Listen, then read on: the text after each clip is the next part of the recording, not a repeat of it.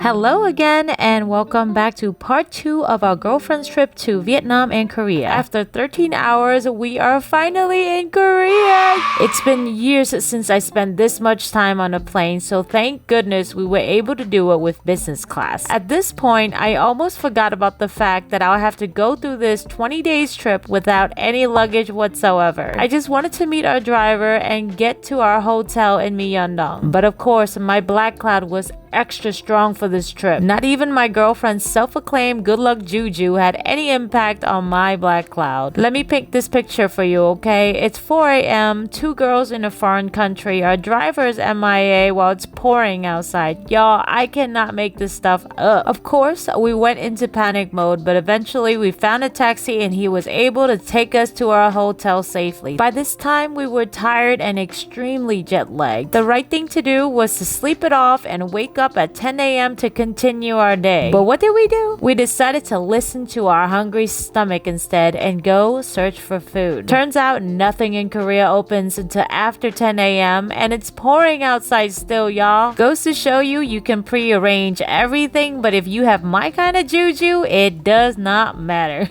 But thank goodness we found a hole-in-the-wall ramen joint. At this point, we have no Korean money and only one of our phone worked. But you know what?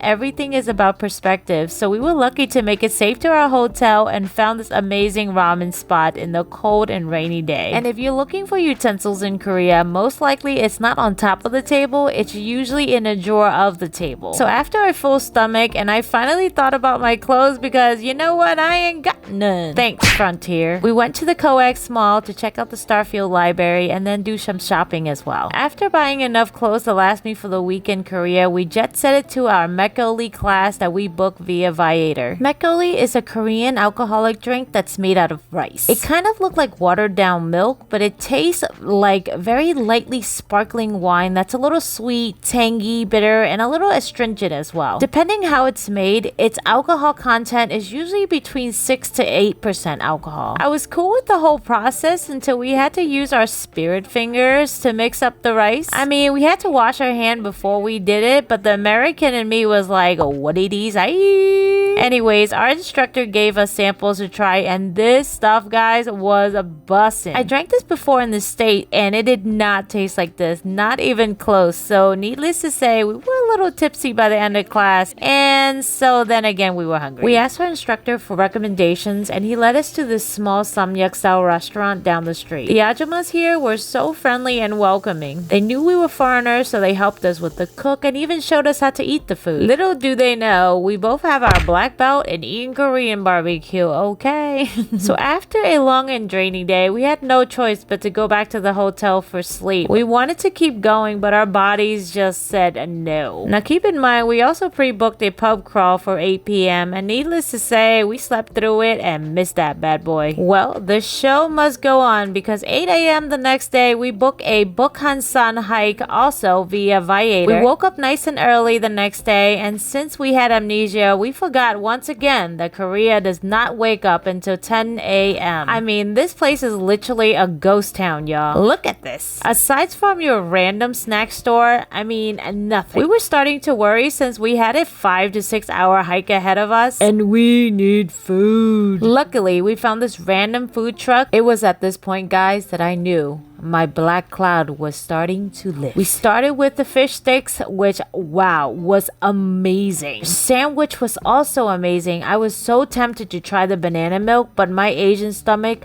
would have made me regret that decision. So yeah, I skipped that one. Well, after a full stomach, we walked back to our hotel where we met up with our guide, Sophia. By the Sungasa Mount, Sungasa Temple, and then go there to like Nurkas. Okay, it's not bad enough. You know, all Bukhansan mounts is there. So maybe 22 peaks, big peaks here, and 100 ways from all villages to go up all the kids. Wow. We booked the hike, lunch, and Korean sauna combo. She was so knowledgeable and fun. We told her we want to enjoy the experience and not so much conquer, so she picked a path that allowed us to see a lot of mini waterfalls and rivers. As we hiked, she pointed out a lot of interesting facts about the mountains, like its history and why certain plant and animal species exist there. It was not an easy hike, but she made it very enjoyable. Dramatic.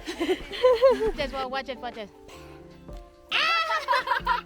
Hey, she even bought us eggs to enjoy as snacks, but let me warn y'all, bring the water bottle that she gives you in the car. My cuckoo brain thought somehow there would be water stations in the freaking mountain. Okay? I can't believe I thought that. But either I was too tired to care or mesmerized by the view because it didn't really bother me that much. I was thirsty, but didn't bother me that much. Once we reached the Samobawi Rock, the panoramic view displayed in front of us was like a painting, y'all. It was so beautiful. People were eating picnics, and we even saw a group of what looks like college kids celebrating a birthday. As our tour guide said, they were doing it the Korean style. Wow, that's a view right there. So beautiful. Can't believe this is like 17 minutes from the city. Wow.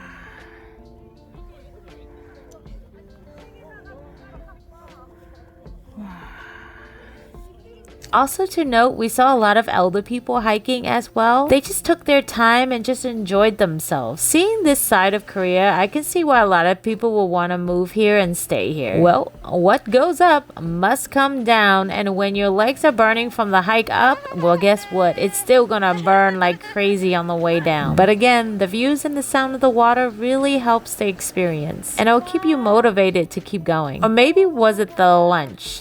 The restaurant our guide took us to looked like a mom and pop shop, so thank goodness she was there to help us communicate. Padushio.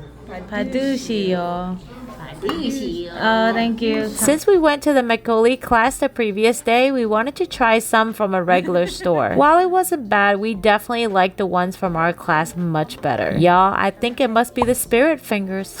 Anyways, after some Korean style Makgeolli drinking, we were ready for some Korean style food. She recommended the bibimbap, which in this case is a mixed rice dish that is served in a heated clay pot. I must say the portions were just right, so we weren't overly stuffed after the long hike. After satisfying our hunger and thirst, she took us to a local bathhouse, and that was the icing on the cake. We felt so rejuvenated after the sauna that we decided, hey, let's go to the Namsan Tower, much to our guide's dismay. And y'all, I really do recommend this tour with Sophia. She even took pictures of us during our hike, and they were so nice and cute. Okay, so let's talk about the Namsan Tower. To get to the Namsan Tower, you have to take a very slow elevator up to a platform where you then take a cable car to the base of the tower. Once you get there, you can buy tickets for the tower, or you can just walk around and enjoy the view, or rather locks. I mean, there is locks of all sorts and some barely holding on from the rust. And shout out to whichever couple this locks belong to. Now, if you're going to the tower and have purchased your ticket, you'll need to go under the underlevel and follow signs along the way to this fancy projection screen elevator. I truly like the experience because it kind of gives the Namsan Tower a mystery feel. It'll make you anticipate the tower even more. Once you take the trippy elevator to the top and the door opens, you're greeted with a 360 window, which gives you a 360 view of Seoul. But y'all, I'm gonna be honest, we were so tired at this point that I think we only spent like 10-15 minutes up there and we were gone. Since we were tired and delirious at this point, we missed the exit to the cable car to go back down, and instead we walked down these stairs, and these stairs were saved for people who wanted to walk down the hill. We weren't trying to do that, especially after the Bukhansan hike. So we reversed course and walked right on up those stairs. There might have been some profanity floating in my head, but I kept it together, y'all. I walked up them steps. Alright, y'all, well, any normal person would have gone back to their hotel and slept all of this off, right? Oh no, not us. With half an eye open, we went out and met up with a friend in Korea for dinner. We had such a great time seeing and doing many different things, but y'all, I don't really remember much. All I remember was the noodle was bussin', the tangholo was delightful, but otherwise everything was a blur to me. Shout out to our nice friend who took us out, and sorry if I look like I never saw sleep a day in my life. In all honesty, that's probably how I felt at that point though. Anyways, y'all, this is pretty much day 1 and day 2 of us in Korea. Be sure to subscribe for future videos of how we continue to enjoy ourselves in Korea. All right, thank you for watching. See ya.